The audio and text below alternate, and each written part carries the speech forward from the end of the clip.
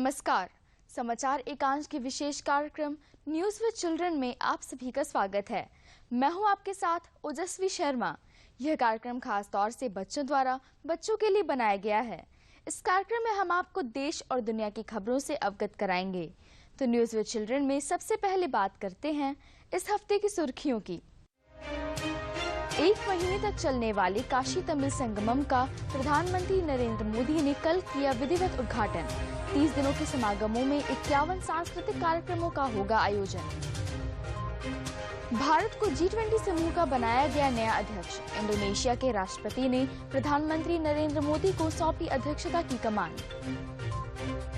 योगी सरकार प्रदेश में धार्मिक पर्यटन को बढ़ावा देने के लिए विकसित करेगी रामायण, महाभारत, कृष्ण शक्ति और आध्यात्मिक सर्किट। राम और कृष्ण के लीला स्थलों का होगा विकास। न्यूजीलैंड के खिलाफ T20 सीरीज में पूरी तरह बदलेगी टीम इंडिया। रोहित शर्मा और KL राहुल न्यूजीलैंड के खिलाफ इस T20 सीरीज में नहीं खेलेंगे। और अब खबरें विस्तार से।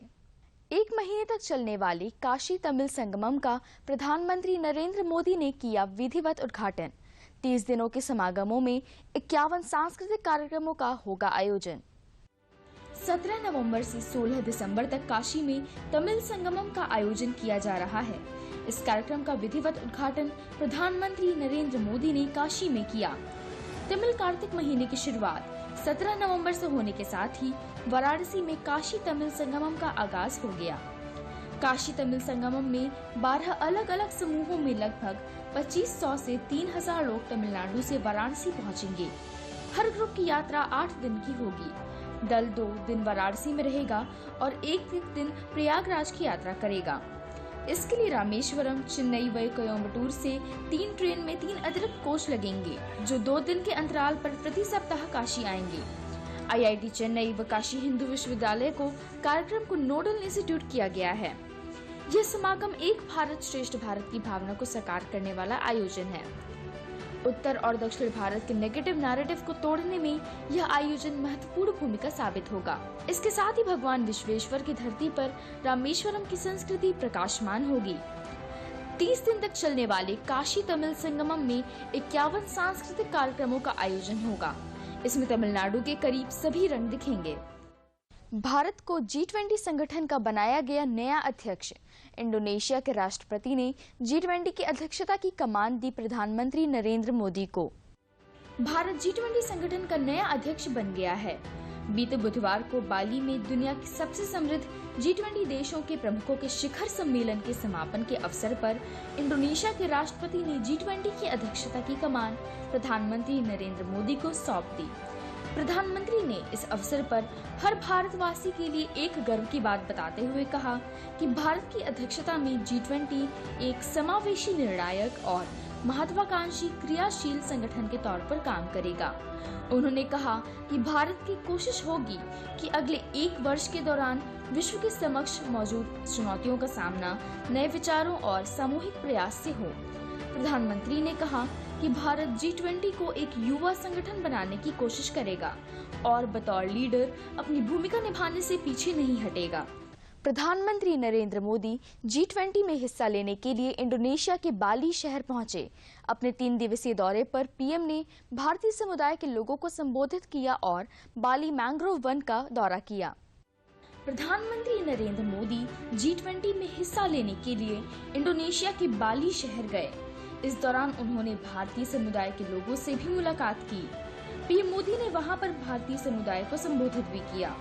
भारतीय समुदाय को संबोधित करते हुए पीएम मोदी ने कहा कि साल 2014 के पहले और उसके बाद के भारत में बहुत बड़ा फर्क स्पीड और स्केल का आया है। उन्होंने कहा कि भारत के टैलेंट, भारत की टेक्नोलॉजी, भारत का इनोवेशन, भारत की इंडस्ट्री ने आज दुनिया में अपनी पहचान बनाई है। शिखर सम्मेलन के दूसरे दिन प्रधानमंत्री नरेंद्र मोदी ने सदस्य देशों के अन्य नेताओं के साथ मैंग्रोव वन का दौरा किया और इस दौरान मैंग्रोव के संरक्षण के साथ ही इंडोनेशिया में पारंपरिक तौर पर जल संरक्षण विधि की जानकारी भी ली। पारंपरिक तौर पर वहां जल संरक्षण की विधि को सुबक कहा जाता है। सभी आमंत्रित नेताओं ने मैंग्रोव का पौधा भी रोपा। योगी सरकार प्रदेश में धार्मिक पर्यटन को बढ़ावा देने के लिए विकसित करेगी रामायण, महाभारत, कृष्ण, शक्ति और आध्यात्मिक सर्किट। राम और कृष्ण के लीला स्थलों का होगा विकास। योगी सरकार पर्यटन के क्षेत्र में एक महत्वपूर्ण कदम उठाने जा रही है। प्रदेश में धार्मिक और प्राकृतिक स्थलों को बढ़ावा देने के लिए अलग अलग सर्किट का विकास किया जाएगा। इसमें एक समान पर्यटन केंद्रों का शामिल किया जाएगा। भगवान राम से जुड़े स्थलों को रामायण सर्किट, भगवान कृष्ण से जुड़े धार्मिक स्थलों को कृष्ण सर्किट के तौर पर विकसित किया जाएगा। इस योजना को नई पर्यटन नीति में शामिल किया गया है। बुधवार को मंत्रि परिषद ने नई पर्यटन नीति को मंजूरी दी। यूपी सरकार में कैबिनेट मंत्री ए.के. शर्मा ने नई पर्यटन नीति और पर्यटन के नए क्षेत्रों के विकास से जुड़ी जानकारी साझा की। जिन नए पर्यटन गंतव्यों का विकास किया जाएगा उसमें रामायण सर्किट प्रमुख होगा। रामायण सर्किट में अयोध्या, चित्रकूट, बिठूर समेत अन्य धार्मिक स्थल शामिल होंगे।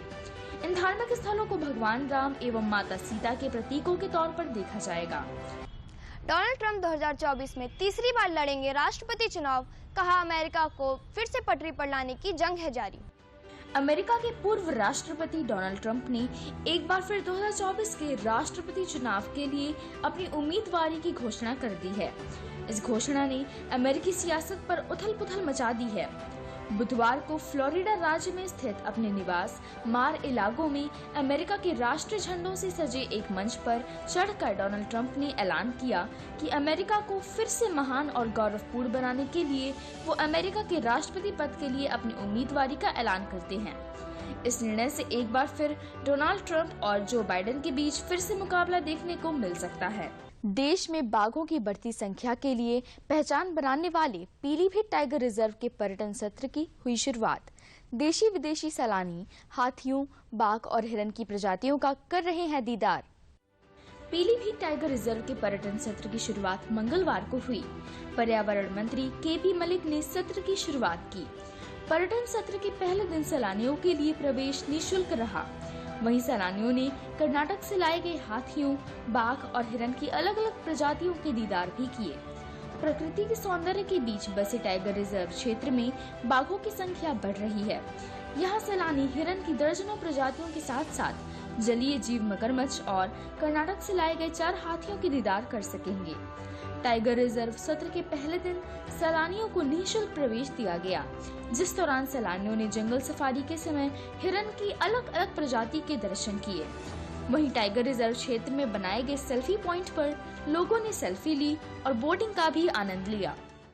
और अब खबरें साइंस और टेक्नोलॉजी से जुड़ी हुई। इसरो ने की ऐतिहासिक शुरुआत। श्रीहरिकोटा से इसरो ने पहली बार किया भारत के पहले निजी तौर पर निर्मित रॉकेट विक्रम एस का प्रक्षेपण।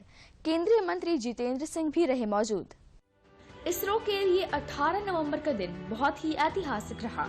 इसरो के इतिहास में पहली बार एक निजी कंपनी द्वारा तैयार रॉकेट विक्रम सब ऑर्बिटल का प्रक्षेपण किया गया।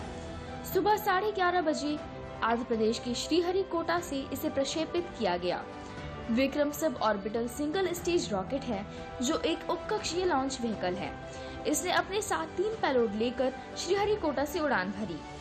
हैदराबाद स्थित स्काई रूट स्थित एरोस्पेस ने विक्रम सब ऑर्बिटल रॉकेट का निर्माण किया है। इस मौके पर केंद्रीय मंत्री जितेंद्र सिंह भी रॉकेट की ऐतिहासिक उड़ान को देखने के लिए श्रीहरिकोटा में मौजूद थे। अमेरिकी अंतरिक्ष एजेंसी नासा का मून मिशन हुआ लॉन्च। तीसरे प्रयास में चांद पर भेजा रॉकेट। धरती की पहली तस्वीर आई सामने। अमेरिकी अंतरिक्ष एजेंसी ने चांद पर इंसानी मिशन की बुधवार को शुरुआत की। करीब 50 साल बाद नासा ने अपने तीसरे प्रयास में चंद्रमा पर अपने मिशन आर्टेमिस 1 को फिर से लॉन्च किया। इससे पहले चंद्रमा पर नासा ने अपोलो मिशन भेजा था। अंतरिक्ष रॉकेट आर्टेमिस 1 और ओरियन स्पेसक्राफ्ट की यह पहली परीक्षण उड़ान है। 322 फुट लंबा यह रॉकेट नासा द्वारा बनाया गया अब तक का सबसे शक्तिशाली रॉकेट है। इससे बिना चालक दल वाले ओरियन स्पेसक्राफ्ट को चांद पर छोड़ा गया। ओरियन करीब 42 दिनों तक चांद का परीक्षण करेगा। नासा 2025 में अपने तीसरे मिशन द्वारा अंतरिक्ष यात्रियों को चंद्रमा पर उतारने की योजना पर काम कर रहा है। नासा की जेम्स वेब टेलीस्कोप का एक और कमाल। अपने ट्विटर अकाउंट पर शेयर की अंतरिक्ष में एक सितारे के जन्म की खूबसूरत तस्वीर। जेम्स वेब स्पेस टेलीस्कोप ने एक बार फिर अंतरिक्ष की हैरान करने वाली तस्वीर खींची है। बुधवार को जेम्स वेब के ट्विटर अकाउंट से नई तस्वीर जारी की गई। जेम्स वेब ने एक सितारे के जन्म की खूबसूरत तस्वीर खींची है। इस सितारे की यह अब तक की सबसे हैरान करने वाली तस्वीर है। सितारे का नाम L1527 है, जो धूल के बादलों से घिरा है। इन बादलों को सिर्फ इंफ्रारेड रोशनी में ही देखा जा सकता है। तस्वीर में दिख रहा है कि सितारा केंद्र में है और उसके बनने के दौरान गैस और धूल निकलते दिख रही है।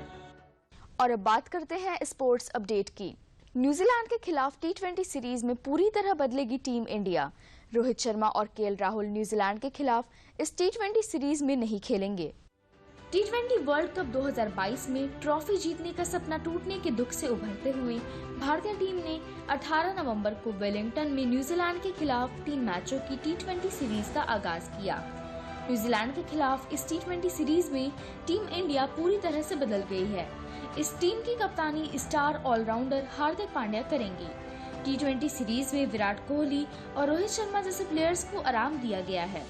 ऐसे में युवा बल्लेबाज शुभमन गिल के साथ ईशान किशन टीम इंडिया के लिए ओपनिंग कर सकते हैं।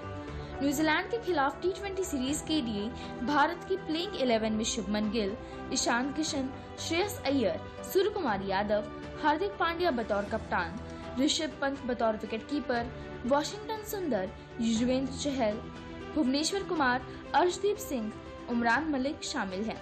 और अब खबरें सिनेमा जगत से। रिलीज हुआ फिल्म काला का ट्रेलर, इरफान खान के बेटे बाबिल कर रहे हैं डेब्यू। हॉरर फिल्म बुलबुल की कामयाबी के बाद तृप्ति डिमरी एक बार फिल्म काला में नजर आने वाली हैं। यह एक साइकोलॉजिकल ड्रामा पीरियड फिल्म है जिसका निर्देशन अन्विता दत्त ने किया है। अन्विता दत्त का फिल्म बुलबुल के बाद तृप्ति के साथ यह दूसरा एसोसिएशन है। फिल्म में कई बेहतरीन कलाकार विभिन्न भूमिकाओं में दिखेंगे, मगर इन सब के बीच नजर रहेगी बाबिल पर, जो दिवंगत अभिनेता इरफान के बेटे हैं, जिसका डेब्यू का फैंस को बेसब्री से इंतजार था। क्यों आए हो? He's very good at replacing people. Jagan मुझे रिप्लेस करेगा तो कुछ साल बाद कोई जगन को रिप्लेस करेगा। I don't think you're ready yet. Recording बाद में भी हो सकती है मेरी जान। मैं कहा सकती हूँ। फिल्म इंडस्ट्री वालों के सामने पता है कैसी लड़कियां गाती है। दिन सैलाब आएगा। इस कहानी में 1940 के दशक के कोलकाता को दिखाया गया है, जहां तृप्ति इसमें काला का किरदार निभा रही हैं, जो एक युवा सिंगर है। यह फिल्म काला की मां और उसके बीच के जटिल रिलेशन को दर्शाती है। इस फिल्म को भी बॉलीवुड एक्ट्रेस अनुष्का शर्मा की company clean slate films produce कर रही है। काजोल की आगामी फिल्म सलाम वेंकी का शानदार ट्रेलर हुआ रिलीज। राहुल बोस, राजीव खंडेलवाल, प्रकाश राज जैसे स्टार सोमवार को फिल्म का ट्रेलर जारी कर दिया गया है। सलाम वेंकी एक इमोशनल ड्रामा फिल्म है जो एक माँ बेटे की जोड़ी के इर्द गिर्द घूमती है। दोनों ही जीवन के एक एक पल के लिए लड़ रहे हैं। फिल्म में काजोल और विशाल जेठवा के साथ साथ राहुल बोस, राजीव खंडेलवाल, अहाना कुमरा और प्रकाश राज भी अहम किरदारों में हैं। लेकिन फिल्म में जो सबसे सरप्राइजिंग कैरेक्टर है वह है आमिर खान का। ट्रेलर के अंत में काजोल के साथ आमिर खान भी नजर आते हैं, जो सलाम वेंकी को दर्शकों के लिए दिलचस्प बना रहा है। फिल्म का निर्देशन तमिल की फेमस एक्ट्रेस रेवती कर रही हैं, जबकि फिल्म ब्लाइव प्रोडक्शन और आर्टिक स्टूडियो के बैनर तले बनी है। न्यूज विद चिल्ड्रन में आज इतना ही। हमें उम्मीद है कि आपको हमारी कोशिश पसंद आई होगी। तो अगले हफ्ते आपसे फिर से मुलाकात होगी देश और दुनिया की कुछ और खबरों के साथ। धन्यवाद। देखते रहिए दूरदर्शन उत्तर प्रदेश।